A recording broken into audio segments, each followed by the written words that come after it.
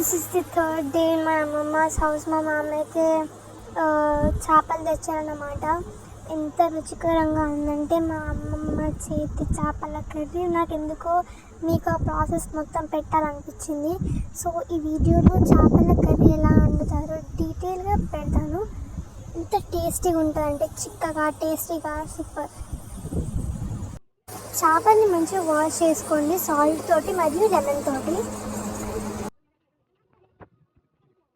ఇవాళ మనం చేపల కూర ఎలా వండాలో చూద్దాం. ఒక గిన్నెలో 4-5 స్పూన్ల ఆయిల్ వేసి, ఆయిల్ వేడెక్కిన తర్వాత జీలకర్ర, తర్వాత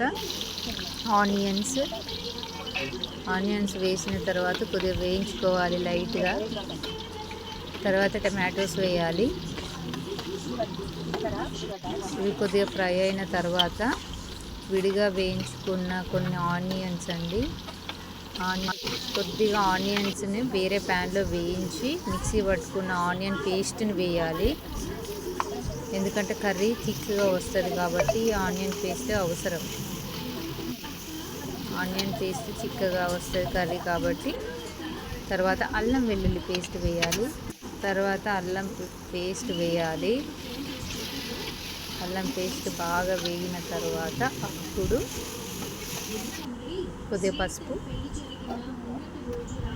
పసుపు బాగా వేగిన తర్వాత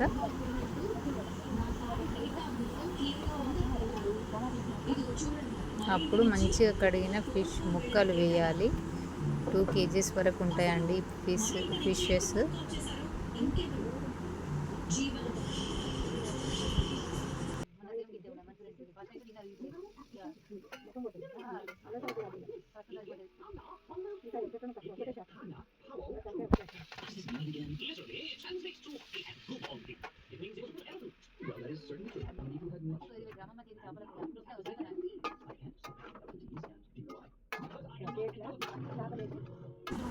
ఫిష్ ముక్కల్ని ఎక్కువగా కలపకండి.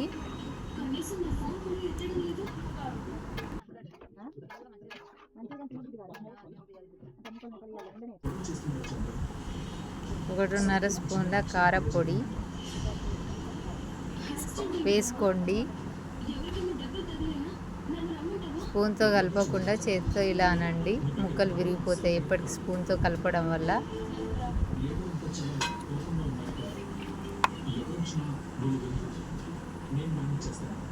ఇప్పుడు పచ్చి ధనియాల పొడి 1.5 స్పూను, వేయించి పెట్టుకున్న ధనియాల పొడి 1 స్పూను, మళ్ళీ జీలకర్ర మెంతి పొడి 1/2 స్పూన్ వేయండి. తర్వాత చింతపండు పులుసు,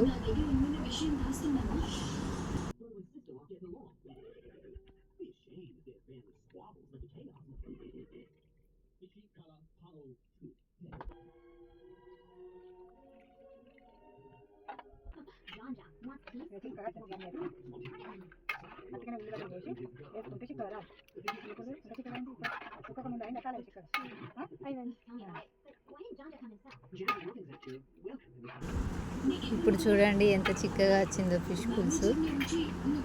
ఇంకా తగినన్ని వాటర్, ఫిష్ ముక్కలు మునిగేంత వరకు కొన్ని వాటర్ పోసుకోండి, ఎక్కువ కూడా వద్దు, సరిపోతుంది.